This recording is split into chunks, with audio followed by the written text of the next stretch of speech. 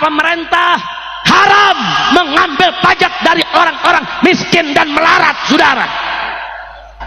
Allah mewajibkan zakat hanya kepada orang kaya, saudara. Itu pun cuma 2,5%. Ini saudara baru mimpin negara mau bikin pajak 12% untuk semua orang, yang kaya, yang miskin, semua kena. Nggak boleh.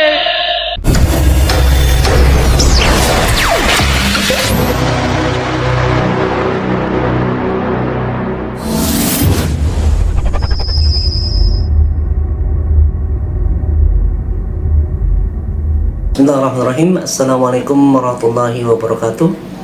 Sahabat, yuk ngaji yuk, kembali berjumpa kembali dalam channel kesayangan kita. Kali ini saya akan membacakan sebuah artikel yang saya kutip dari almanhaj.or.id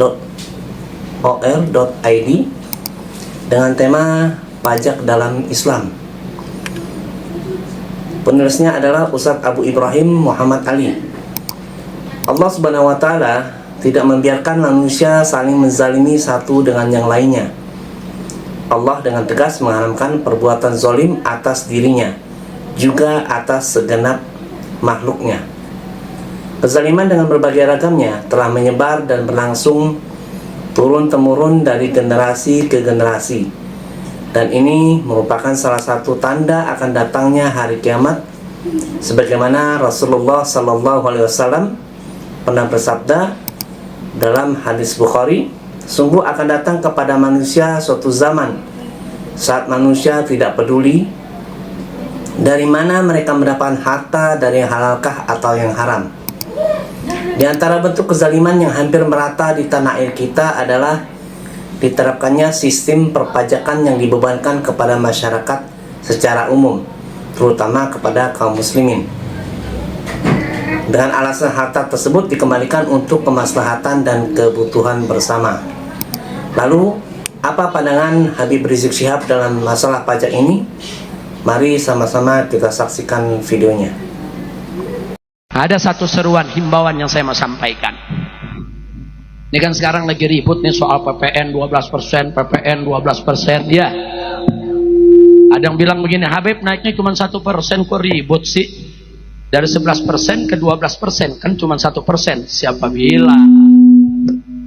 Naik dari 11% ke 12%, itu namanya naik 9,09%.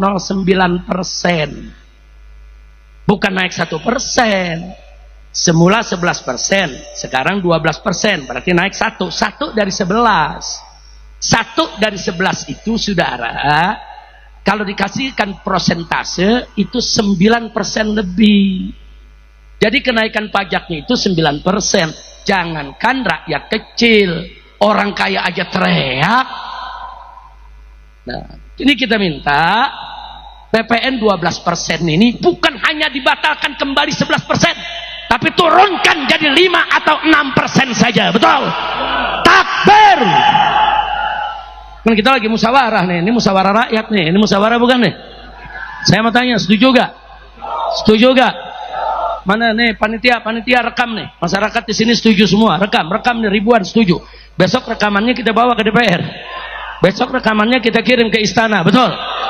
Berdasarkan hasil musyawarah puncak berzikir yang dihadiri oleh puluhan ribu umat Islam, yang terdiri dari habaib dan para kiai, para ajangan, para ulama, para santri, begitu juga kaum bapak, kaum ibu, para pemuda, para pemudi, sudah disepakati bahwa PPN harus diturunkan menjadi 5% saja. Itu pun hanya diberlakukan kepada orang kaya saja, yang miskin nggak wajib bayar pajak. Setuju? Setuju? Takbir. Keputusan diambil. Oh, enak kan musyawarah? Musyawarah. Habib Hanif langsung ketuk botol. Kira-kira paham nggak? Bukan, jangan nanti kalau saya sampaikan Habib Rizik maunya sendiri, nggak ada rakyat bicara begitu, nggak ada kiai yang begitu. Gue tunjukin filmnya, betonton, betul. Lu masih nggak percaya? Bledok sih. Ya belum tahu kalau orang Jawa Barat marah, betul? Kira-kira jelas gak? Setuju? Jadi bukan 1% naiknya, bukan. Naiknya 9%.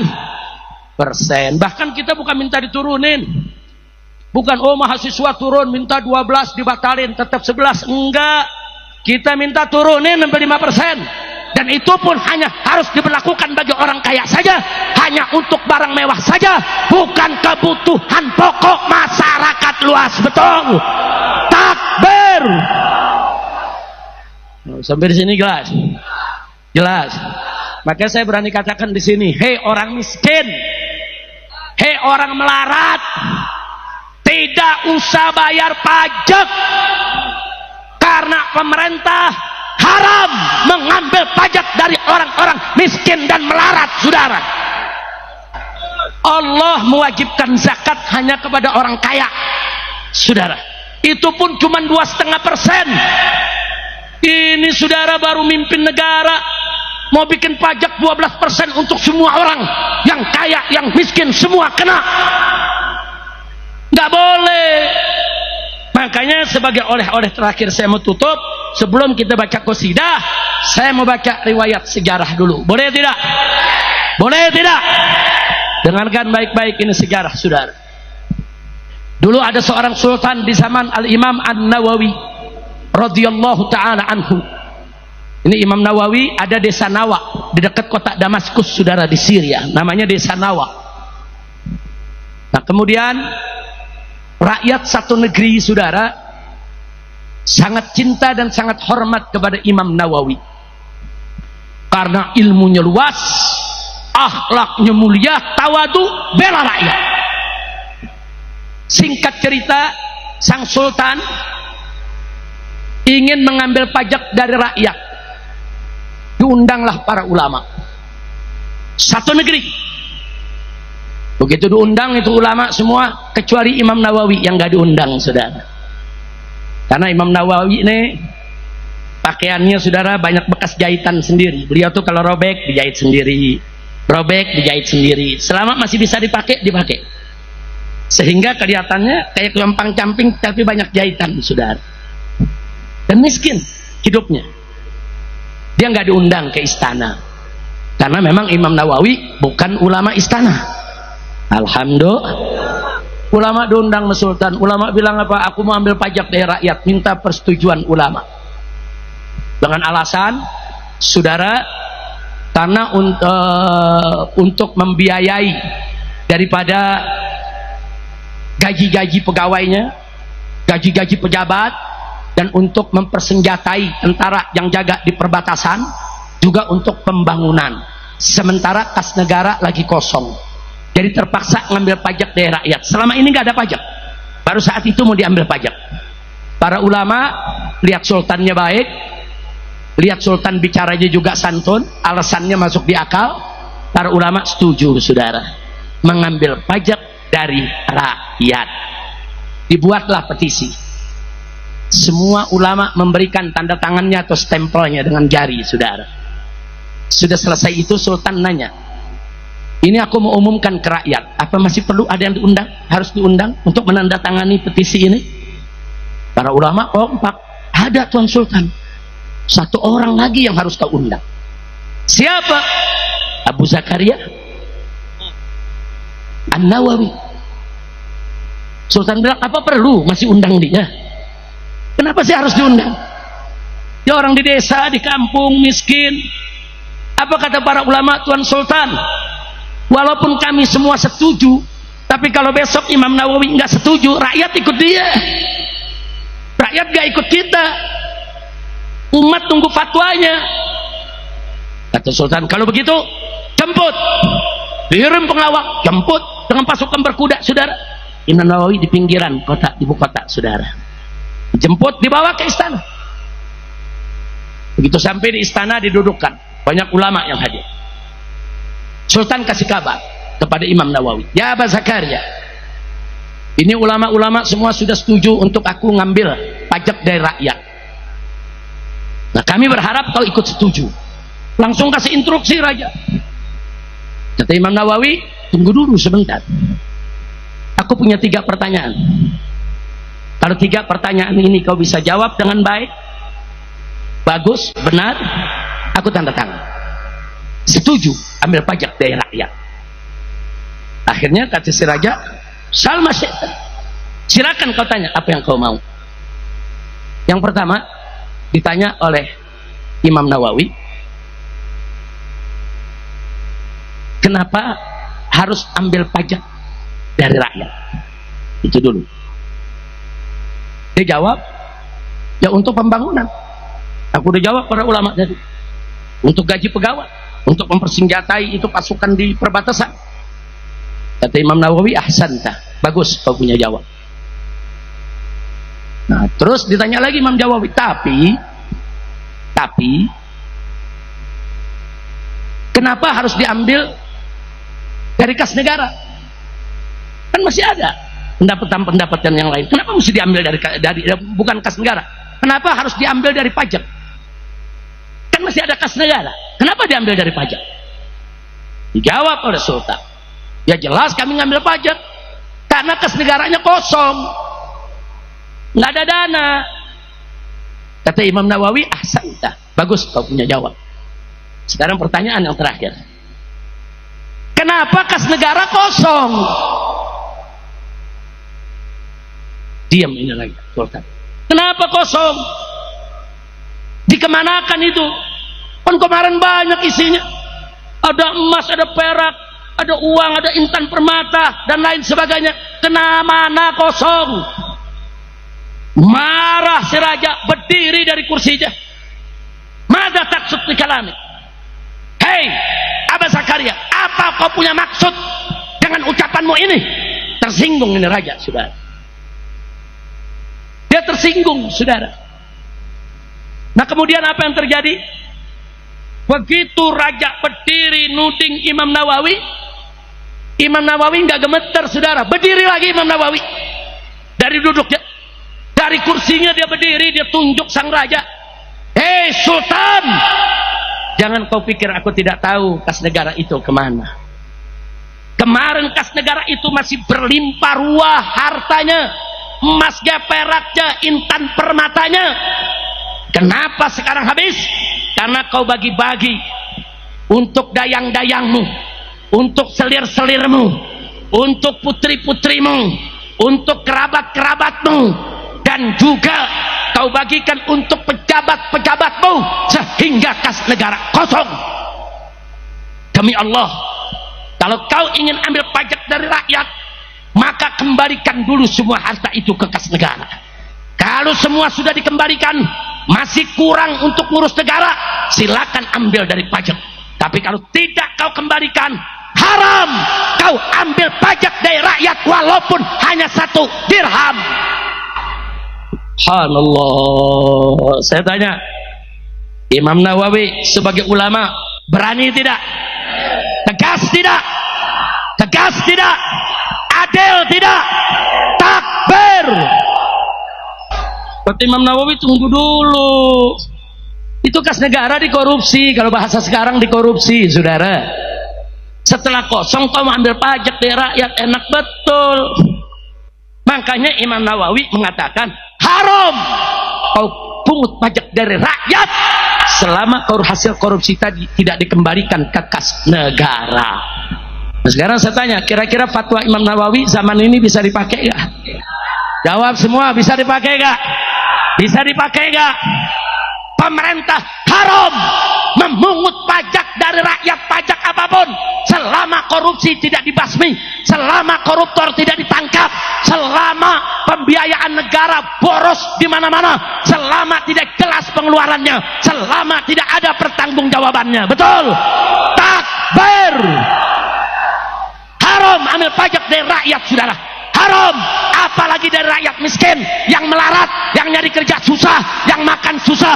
Haram kau ambil pajak dari mereka. Kira jelas gak? Paham? Setuju? Hasil musyawarah memutuskan. Ayo, ini kiai-kiai saya tanya, setuju gak kiai dengan fatwanya Imam Nawawi? Oh, ini kiai-kiai Syafi'iyah semua nih. Syafi'iyah, Asy'ariyah, Ahlus Sunnah wal Jamaah. Siapa yang nggak kenal Imam Nawawi, saudara? Siapa yang nggak kenal Imam Nawawi, saudara? Nah, jadi saya nggak mengatakan rakyat haram bayar pajak. Enggak. Saya katakan pemerintah haram pungut pajak dari rakyat kecil, haram pungut pajak dari rakyat yang miskin, haram pungut pajak selama apa? Selama korupsi tidak dibasmi, selama koruptor tidak ditangkap, selama rampok-rampok negara dilindungi. Betul? Betul?